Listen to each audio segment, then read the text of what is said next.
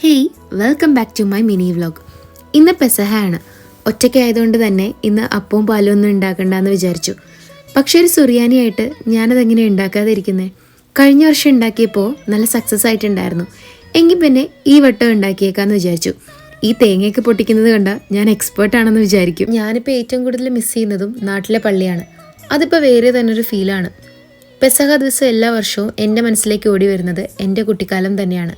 പണ്ട് ഇച്ചാച്ചനും അമ്മച്ചയൊക്കെ ഉണ്ടായിരുന്ന കാലത്ത് കസിൻസും അങ്കിളുമാരും ആൻറ്റിമാരും ഫാമിലിക്കാരും എല്ലാവരും കൂടെ കുടുംബത്തൊത്തുകൂടി രാവിലെ പള്ളിയിലും പോയി തിരിച്ചു വന്നതിന് ശേഷം വൈകുന്നേരത്തേക്കുള്ള അപ്പവും പാലും ഉണ്ടാക്കുന്ന തിരക്കിലായിരിക്കും എല്ലാവരും. അങ്ങനെ വൈകിട്ട് എല്ലാവരും കൂടെ അപ്പവും പാലും മുറിച്ച് സന്തോഷമായിട്ട് അങ്ങനെ ഇരിക്കും. ഇപ്പോൾ ലൈഫിൽ തിരിച്ചു കിട്ടാത്തതും അങ്ങനെ ഒരു കാലം തന്നെയാണ്. ഈ ജീരക ഏലക്കേക്ക് ഇടുമ്പോൾ ഒരു പ്രത്യേകതര സ്മെല്ല് വരും. അതൊരു ഒന്നൊന്നര ഫീല് തന്നെയാണ്. ഇന്ത്യൻ സ്റ്റോഴ്സ് അടുത്തില്ലാത്തത് കൊണ്ട് എൻ്റെ അപ്പം അത്ര സക്സസ് ആയില്ല. ഞാൻ അപ്പം വാങ്ങുകയാണ് ചെയ്തത്. പക്ഷെ പാല് സക്സസ് ആയി. ഈ പാല് ഫ്രിഡ്ജിൽ വെച്ചിട്ട് നാളെ ദുഃഖവെള്ളിയാഴ്ച രാവിലെ എടുത്ത് കുടിക്കുമ്പോൾ ഒന്നുകൂടെ ടേസ്റ്റ് കൂടും. അടുത്ത വർഷമെങ്കിലും എനിക്ക് നാട്ടിൽ ഈസ്റ്റർ കൂടണം എന്നാണ്. കാരണം നാട്ടിൽ ഈസ്റ്റർ കൂടിയിട്ട് ഇപ്പോൾ ഏതാണ്ട് 3 വർഷത്തോളം ആവുകയാണ്. നാട്ടിലെ പള്ളിയിലെ പാതിരാ കുർബാനയൊക്കെ ഞാൻ നല്ലോണം മിസ് ചെയ്യുന്നുണ്ട്.